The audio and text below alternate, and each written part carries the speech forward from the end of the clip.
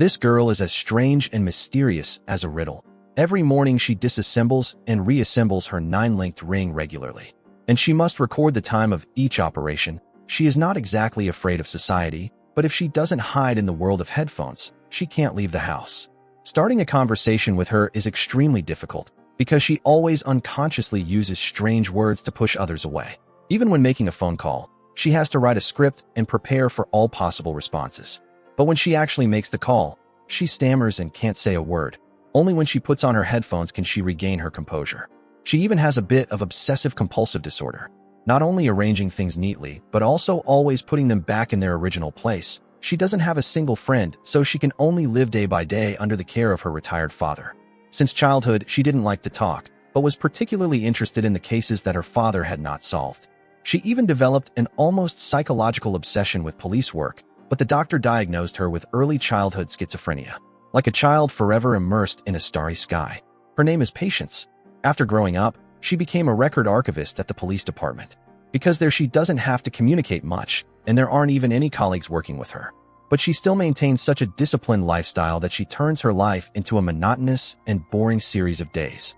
Until one day, she received a request to extract a file. But when she brought the file to the place, she met a female detective who was busy texting. She didn't know how to start the conversation, so she tried to joke a little. "Do you know you're wearing mismatched socks? My shirt and underwear don't match either." Unexpectedly, communication is really scary. Patience immediately ran away from the scene as if she was escaping. The female detective also felt that Patience seemed to have given her the wrong file. This female detective's name is B. At this time, she suddenly realized that the girl in the archive was not simple. So B ran to the window to ask, but was mistaken for wanting to complain. They told her to send an email to complain to her superiors. Reluctantly, she sneaked in when no one was paying attention. This is the first time they met, but soon they will become the best crime-solving duo. When B asked why she gave her the wrong case file, Patience replied that she never made mistakes because the two cases were extremely similar. The victims were all psychiatrists, and coincidentally, the time of death fell on the 4th Friday of the month. It turned out that this morning a strange thing happened. An old man frantically pushed his way to the bank counter and said he wanted to withdraw £8,000 immediately. Then he went outside in a daze and threw all the money into the trash. After doing those things, he went to the parking lot, took the gas can from the trunk, poured it directly on himself, and lit it. Just like that, the man inexplicably set himself on fire. But no matter how strange it is, the evidence clearly shows that this is a suicide, so there is no need to investigate further. But the victim is a friend of the police chief, so to deal with their superiors, they can't ignore any details. The responsibility of solving the case fell to B, but the surveillance camera can completely prove that the victim set himself on fire. Moreover, there are no witnesses. They can only analyze the 90-second video carefully. Then B went to see the victim's relatives. She was surprised to learn that the man showed no signs of abnormality before committing suicide. He was even an optimistic and cheerful psychologist. The only thing that was difficult to understand was why he insisted on withdrawing £8,000 from the bank. So B remembered a similar suicide that happened many years ago. 3 hours before cutting her wrists in the bathroom, the victim also withdrew £6,000 in cash from her account. Moreover, her child had just been born less than a day ago. The person should not have intended to commit suicide. At this moment, when she requested the file, she discovered that Patience had brought another suicide case along. This is definitely not a coincidence because the profession, the amount of cash, and even the date of death are the same. And the bank manager's testimony is even more noteworthy. The victim seemed to have been affected by something. No one knows that the turning point in solving the case is thanks to Patience. Because her father knew she was often complained about at work, he suggested she provide positive evidence to lead the way. So the next day, she met Detective B in front of the police station. She believes that the victim may have been affected by anesthesia, which B accidentally overlooked. But in the crowded elevator, she started to panic. Before she could close the door, she hurriedly jumped out. When she slowly walked into the office, she explained that the victim's dilated pupils could be a sign of poisoning. And there are several other cases in the National Police Database that have similar records. Patients noticed an organic compound called scopolamine. It can cause the victim to lose control of their behavior, which is the magic water that makes people obedient. It can even cause amnesia and mental disorders. Because the half-life of this substance is only 9 hours, the toxicology report may not be able to detect it. But if inhaled through the nose or mouth, traces can be found in the respiratory tract. The forensic doctor was stunned. This strange girl actually dared to talk nonsense in front of an expert. Fortunately, the body was not burned too severely, so after re-examination, they found 17 micrograms in the respiratory tract. So the task force immediately opened a discussion, but unexpectedly the tense atmosphere made Patience, who was listening, sink into memories. Perhaps she will never be able to live independently in this life, or become a useful member of society in the way people say. At this time, Patience was pulled back to reality by BEA's call. She yearned to become a useful person to society. It's just a pity that when it comes to important moments, she gets so nervous that she stutters. Then she hurriedly runs out of the meeting room.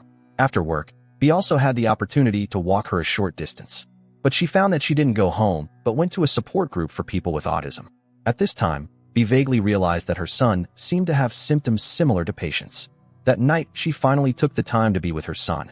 Unexpectedly, she discovered that her son had a special talent for mathematics. Unfortunately, like Patience, the boy would rather talk to animals than communicate with people. The next day, she immediately investigated the 2 suicides that year. She discovered that one of the 2 victims, although living nearby, had booked a room at this hotel 12 times in the year before committing suicide. When she returned to the bathroom where the suicide occurred, Bea discovered an unfinished cigar. Did no one notice at that time? She immediately asked her colleagues to check this matter carefully. Immediately after, she heard from the hotel cleaning staff that the victim's stay time was almost always around 3 p.m. After meeting the wife of the remaining victim, Bea accidentally learned a shocking secret. It turned out that the victim had to be treated for sex addiction. So was the other person's hotel booking history related to this? The missing cash also proves that before committing suicide, the victim had a transaction related to this issue. But BEA's colleagues suddenly interrupted her reasoning. Because Patience had just been arrested, the police discovered through surveillance footage that only 36 hours after the victim set himself on fire, Patience had sneaked into the scene of the crime. Moreover, when investigating the cigar, her colleagues unexpectedly discovered that the victim was the psychologist who diagnosed Bea with schizophrenia as a child. This is a motive for the crime. Every day Patience goes out, she must carry 2 umbrellas in case one breaks. She can use the other one. The most difficult thing is when she meets acquaintances and greets them. She immediately gets confused and doesn't know what to do. So she will pretend not to see and hurriedly walk away. Only when she sits in a place where she can lean against a pillar does she feel safe. It was this strange Patience that the police considered a suspect in the case. Every time she is in a confined space, she panics and has to constantly wring her hands. When interrogated by the police, she gets so nervous that she can't utter a word. Perhaps only those who have experienced it can understand that. No matter how many words they want to explain, they can't open their mouths. Seeing this, the police chief had no choice but to leave. Understanding the situation, Detective B hurriedly ran to the office to explain. But at that moment, a familiar face suddenly rushed into the police station. This person is not only a retired former police officer, but also the godfather of the girl who is always silent in the interrogation room. Everyone now realizes that Patience is a patient with autism. When the door opened again, everyone's probing eyes changed. Because only B had contacted her, she carefully approached and asked. It turned out that Patience was sinking into her childhood memories. She had been like this since she was a child. Every time the psychologist asked a question, she never answered. Just reading the names of the books silently can avoid answering the question. It was BEA's gentleness at this moment that made her open her heart. Finally, she said the reason. It turned out that she came to the scene of the suicide to find the suspicious cigar. Because through the photo in the file, she had seen the cigar at the psychologist's clinic. She asserted that these 3 suicides were definitely related. But even though she had searched the entire car, she still couldn't find any trace of the cigar. Hearing this, B immediately led people to the parking lot. But before that, the police had also searched the victim's car very carefully. They didn't understand why B was urged to check the car's exhaust pipe. And it was true that she found half a cigar there. After further investigation, they discovered the suspect through the surveillance camera of another building. Moreover, they also found the victim's envelope containing money, and it was taken by a person in black. The police chief immediately formed a task force and asked B what else she needed support with. She suggested that Patience join the team as a civilian investigation assistant. Although the police chief agreed, B still needed Patience's father's permission. The background of this autistic girl gradually came to light. It turned out that her godfather and biological father were colleagues at the police department. After her biological father passed away, her godfather became her guardian. Since childhood, Patience had been monitored by a psychologist for autism. Her biological father did not agree to put his daughter in the hospital for treatment because he believed that she was not ill, she was just a different child. Before the age of 12, Patience almost never spoke. until they brought an unsolved case home. She opened her mouth. From that moment on, Patience's autism gradually improved. Unfortunately, her mother passed away early, and soon after her father also died in a mission. As for whether to persuade her to join the task force, her godfather could only let things happen naturally. So B began to persuade her. She solemnly invited this file manager to join her team. But Patience was afraid of any change, because she couldn't face the unpredictable. Unexpectedly, the situation quickly progressed. The president of the Autism Support Association, after hearing this story, immediately offered a feasible solution. Because many people with autism have their own special interests, which is their safe zone. He likes to collect membership cards, and Patience likes to solve puzzles. If she encounters an unsolved problem, she can forget to eat and sleep to find the answer. Hearing these words, B immediately changed her tactics. First, she expressed her gratitude for Patience's help. Immediately after, she raised questions about the case. How could the culprit harm people for this little money? And what special meaning do those cigars contain? After saying these words, B hurriedly drove away. Unexpectedly, these questions were like the only missing piece of the puzzle. It immediately aroused Patience's curiosity. So she immediately returned to the file room. First, she seriously fed the mice in a disciplined manner. Then she devoted all her mind to analyzing the case. When BEA's team investigated the origin of the cigars from Belize, unexpectedly, she immediately received a message from Patience, because she had identified a clear direction of investigation. She pulled out the drawer. A meticulously arranged clue board immediately appeared before everyone's eyes. Then she explained that yeast is a natural source of scopolamine, which includes Belize in the Latin American and South American region. So she remembered that on the psychologist's bookshelf there was a Belize travel guide. But when she was little, she didn't see this book.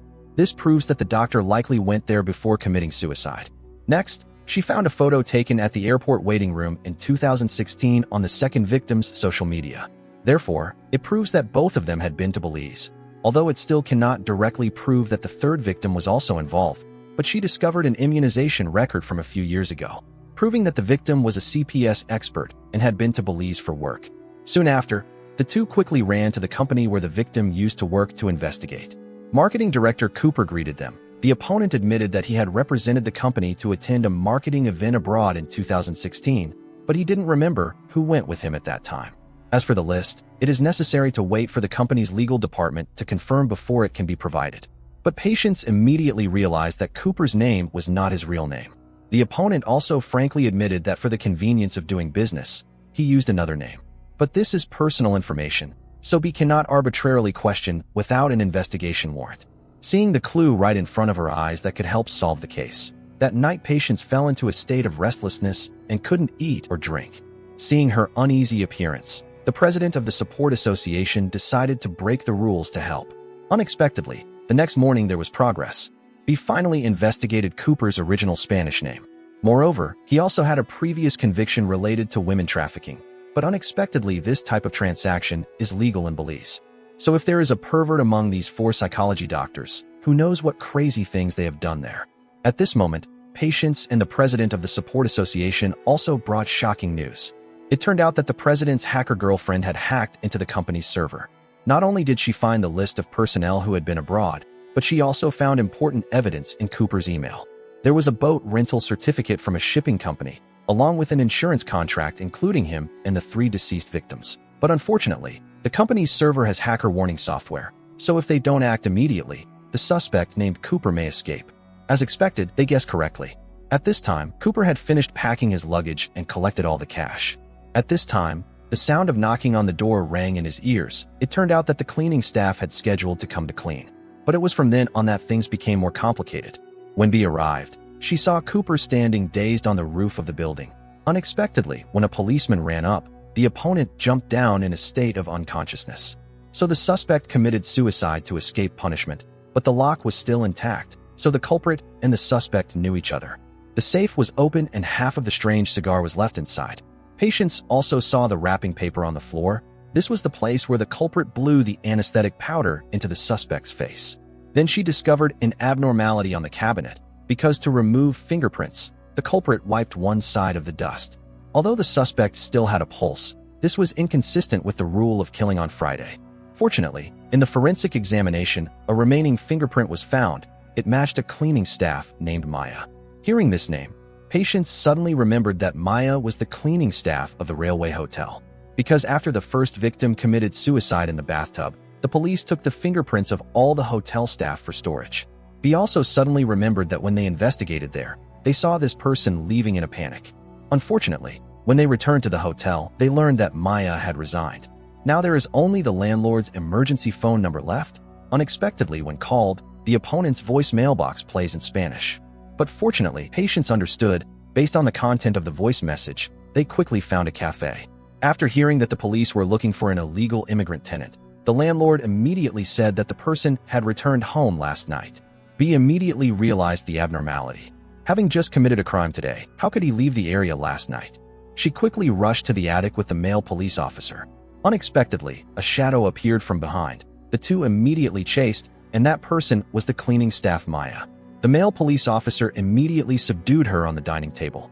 Finally, the culprit was brought before the law. B, through a video call with the embassy of the other country, learned that Maya came to England in 2016, coinciding with the month that the three victims went abroad. She also had a 17-year-old sister who applied for a UK study visa in that year, but did not record any immigration records. It seems that everything needs to be interrogated further. During the search, they found next to the altar in the closet full of cigars. In addition, there was a matchbox stained with blood. The landlord also came to apologize for lying. She didn't expect this fellow countryman to be a wanted criminal, and that closet was actually an altar to the fire god in the Santeria religion.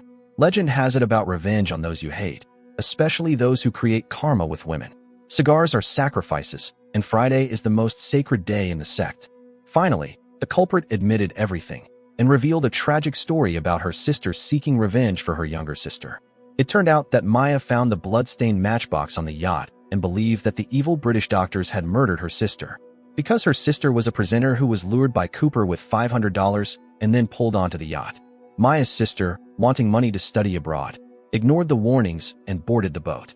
She anxiously waited at the pier, but eventually only saw 4 doctors return. So Maya decided to impersonate her sister and go to England to find the 4 murderers to avenge. And the matchbox was the only clue. She finally waited for her enemies at the hotel by the boat. At this point, the case was clear. Patience had become an important member of BEA's team. On her first day as an investigation assistant at the police station, she didn't even dare to step over the crime scene cordon. But as soon as she saw the body, she knew the victim had died from drowning. Because her fingers were purple, her eyelids were swollen, and there was white foam around her nostrils. The forensic doctor standing next to her was also stunned, but the clothes and the floor were clearly dry. Patience didn't explain anything because she was sure she couldn't be wrong. The victim was a 28-year-old museum researcher in charge of managing paleontology fossils. It was strange that the cleaning staff discovered the body at 7 a.m., but the director didn't report it to the police until 8:30 a.m. B didn't care, but Patience's guess surprised everyone.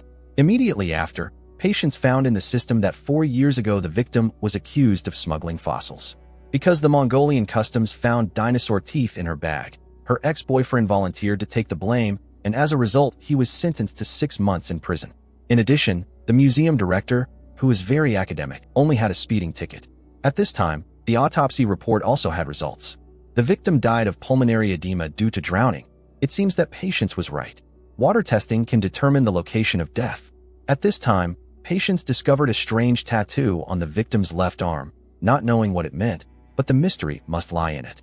Immediately, they searched the victim's residence and found a valuable fossil sample. On the way back, B stopped by to bring lunch to her son, but unexpectedly Patience brought the fossil sample. More surprisingly, the boy immediately recognized that it was the hip bone of a dinosaur. They brought the fossil to the museum director and learned that it could be auctioned for tens of thousands of pounds.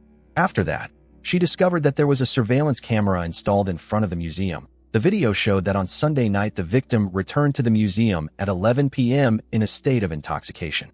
About 10 minutes later, her ex-boyfriend appeared at the door. Because he had a previous conviction for trading fossils, the police chief immediately agreed to summon him to cooperate with the investigation. Because B was busy with the interrogation, she had to ask Patience to help pick up her son after school. Unsurprisingly, 2 people with similar personalities quickly became close friends. But the interrogation was not smooth. The victim's ex-boyfriend was extremely saddened to learn that she had died. Because last night he received a call from her, he thought she wanted to get back together with him.